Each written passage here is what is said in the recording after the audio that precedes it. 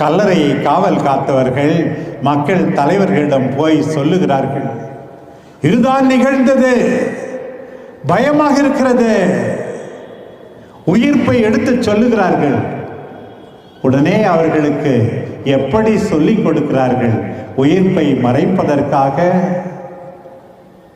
நாங்கள் தூங்கிக் கொண்டிருந்த போது